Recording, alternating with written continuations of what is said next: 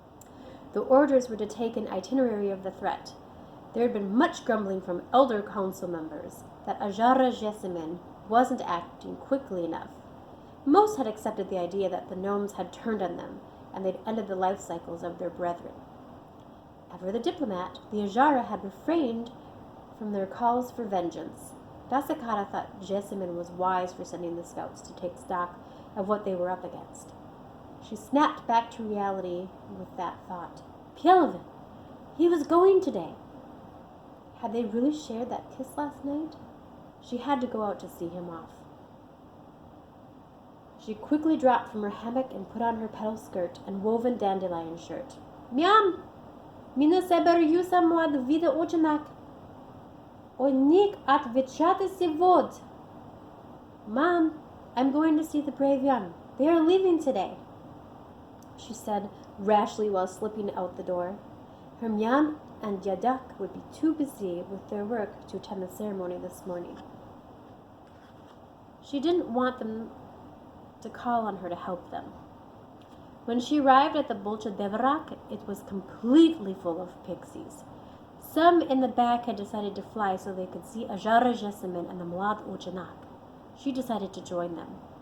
A wave of jealousy hit her like a punch to the gut when she saw that Nesmaiga was sitting up front with a clear view of Pilavin. She hoped that their kiss last night had meant something and wasn't just due to the honey wine. Jessamine gestured, and the whispering among the crowd ceased. Sevot, Maui, Pasilata, Naui, Mladochenak, Nom, Onik, Misia. Today we send our brave young on their mission. She started the speech with a heavy voice. Maui znatka Maui pri obladata nomik misya. Maui znatka umenatka obanawi starshak druzyakas ia unik namarini. We know we will prevail on the mission. We know we will learn about our old friends and their intentions. There was a brief moment when a few pixies rang their bells. Then she continued. Mauis prashivaka nawi lunam yam iya yadak sayun zashishatka nawi bolcha devarak. We ask our Mother Moon and Father Sun to protect our great tree. The pixies erupted in the fluttering of their wings, which created a sound similar to clapping, but less harsh. Some of them wore bells on their wrists and ankles and shook them vigorously. The tinkling of bells was pure beauty. Then the Miziku pixies played their harps, horns, bells, and drums, creating an electrifying excitement amongst them. Tears welled up in Dasakata's eyes, and her chest started to glow slightly with pride. She wished that she had a bell on her ankle to shake for Pilavin. One of the great talents of the Miziku was creating instruments out of things found in the Bolcha Vudraka, great wood.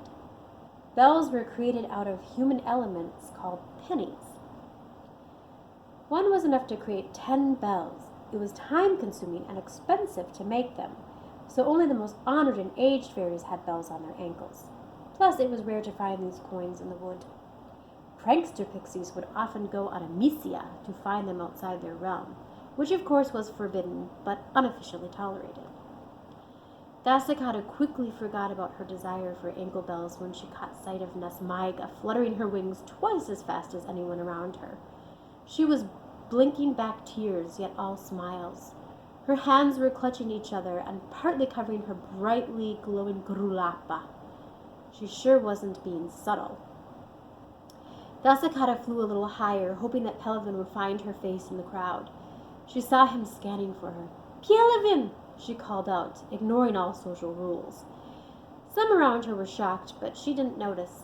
The only thing she saw was his eyes as they met hers. She held his gaze for a split second before turning away. It had happened last night. He had kissed her, and he'd meant it. Now she had to approach her Myam about partnering with him. Dasakata was young, younger than Nasmaiga, so there would be complications with that. Oh, and her Sembia family only gathered sticks. Not exactly on par with Pelavin's Sembia. Still, there was hope. Ajara Jessamine had ruled that matches of love would always be made before matches that merely complemented lines. Dasakata joined her Myam in the Vudraka. She quietly gathered twigs, her thoughts concerned only with Pelavin. What was he seeing? Was he in danger? Would he come back?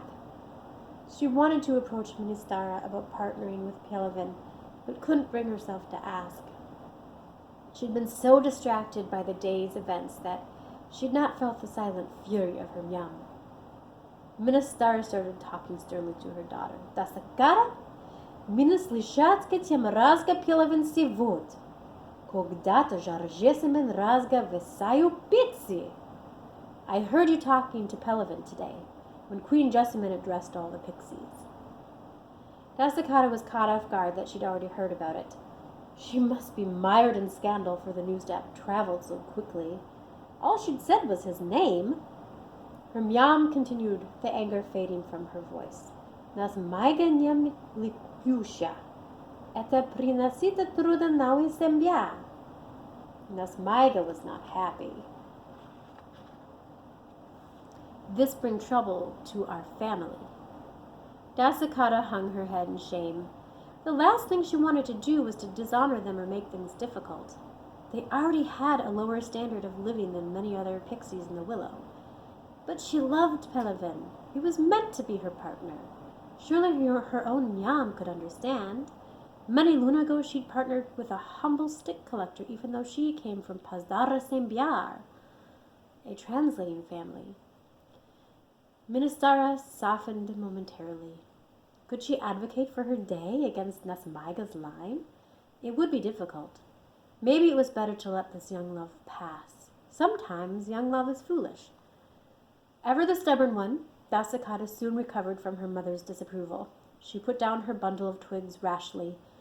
Ministara didn't need to speak. Dasakata could read her face. She might as well be on her own. In a final act of defiance, she straightened her shoulders and looked squarely at her mother. "Mina nyam prashanaya. I am not sorry." She turned and fluttered away, ignoring the calls for her to return. The rest of the day was spent doing a little spying of her own. Dasakata found herself far from the willow, observing the girl. She'd been entertaining herself lately by watching her practicing solitary magic. Once, she'd seen her produce fire from her fingertip. She wasn't sure, but Dasakata thought that she might be part of a dying breed. Most certainly the girl didn't know that she was. The Wikanka were humans that descended from an ancient and gifted line of mortals.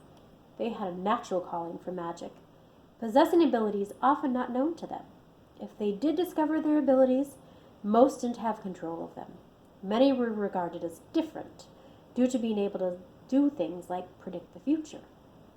The wisest Wakanka had learned to hide their talents from other humans. Doing this had allowed for some to still remain in society. Failure to hide had resulted in the burning times. Wakanka had been hunted and expunged from the landscape. Even humans who were not practitioners of the craft had been caught up in the hysteria. Whether she was a Wakanka or not, she was special, and Dasakata needed to communicate with her. The small amount she'd learned was not enough. Perhaps her Myam would teach her. Ministara still helped Jessamine from time to time with the human language when pranksters brought back artifacts. Of course, this meant that her line would not be fit to partner with Pelavin. The human language was forbidden. At the thought of his name, Dasakata realized that he might be back from the Misia. She quickly located her bundle that she'd dropped in Delia's garden and headed back to the willow, but not before touching the ripening vegetables, giving them a boost in nutrients. Pixie skin is a natural fertilizer to the plant species. Dasakata was anxious of the news as she approached. None of the other pixies seemed to have any concerns, and they were busy like any other day. She stopped by a group talking amongst themselves and interrupted. Novestik oba mlado chenak? News about the brave young? Nyam, novestik. No news, one of them replied, mild annoyance in her voice. They seemed very aloof to the situation. Dasakata was impatient to know if Pelavan was unharmed. She'd decided to go home. The sun would set soon, and she wanted to make amends with her mother. When she entered their branch, she realized she'd made a mistake. Nyam and Dyadak were waiting for her. Ministara spoke first, invoking a harsh tone. Gedye tiem savot? Where were you today? Dasakata stayed silent, her violet eyes growing wide. Did her Nyam know that she'd left the Vudraka? Ministara gave no indication that she knew. Minarazga samnoy Ampla. I talked with Ampla. Ampla was the Nyam of Pelavan. Ministara folded her hands and looked down at her lap. She told Dasakata how she'd approached her about them partnering, only to find that Nasmaiga's line had approached 2 luna ago. They were hoping the two would create a connection before being told of the partnering. The idea was to have them think it was a love match. Apparently, it already was for Nasmaiga. The devastation that Dasakata felt at this information knocked her to the floor. She sat down and hugged her knees at the realization that there hadn't been a chance all along. She vehemently wished she hadn't broken the rules. This is exactly why the elder pixies had designed such a strict caste system. The knowledge that they had a love match that nobody knew about, and now it wasn't going to become a partnership, left her weeping bitterly. Her Myam wrapped her arms around her. Ministara stroked Dasakata's hair and tried to calm her with sweet singing. She sensed that her day had obviously fallen for a pixie well above her line, and she had fallen for Hermest well below her own. These types of matches were not without their complications, but by and large produced strong lines. Ministara hoped to spare her day from her own fate. Thanks for listening.